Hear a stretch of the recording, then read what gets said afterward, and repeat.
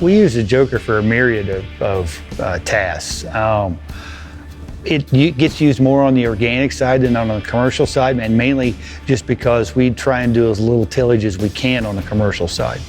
On the organic side, you're stuck with tillage because that's all you got. We'll use it for anywhere from destroying cover crops to incorporating manure to preparing the seed bed to plant ahead of. And it runs from 5-6 inches deep to 2 inches deep. And so it does a myriad of tasks for us. The thing we liked about it was the blade spacing, the size of the blades. When we were running at the depths that we normally would run at, it was a nice smooth profile left in the soil, that's important to us.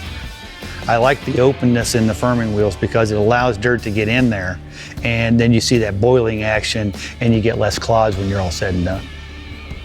Plus it does firm the soil back up so we don't lose moisture either, because on the organic side we may till it 4 or 5 times before we ever plant just to get rid of a whole flush of weeds, and then come back and hit it again a couple weeks later and get rid of another flush of weeds, and then finally we wait till the soil gets warm enough that we go out and plant.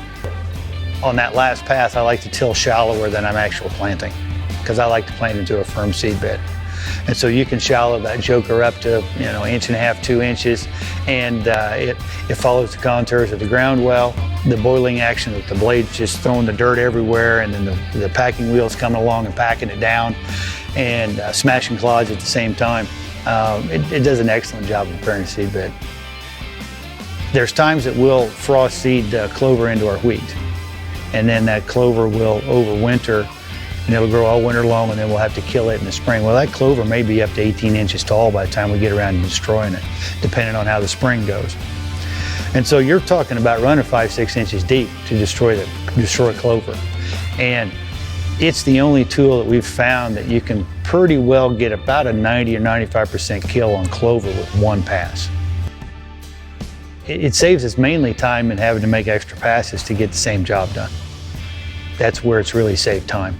And it's not only saved time that way, it saves money that way, because every trip across the field, you're burning diesel fuel, you're putting hours on the tractor, you're putting hours on a tillage tool. And so by being able to get things done in one pass with it, where it might take 2 or 3 passes with something else. And with the way that the blades are arranged on that machine, you also don't get the inherent compaction out of the short disc that you get out of a tandem disc.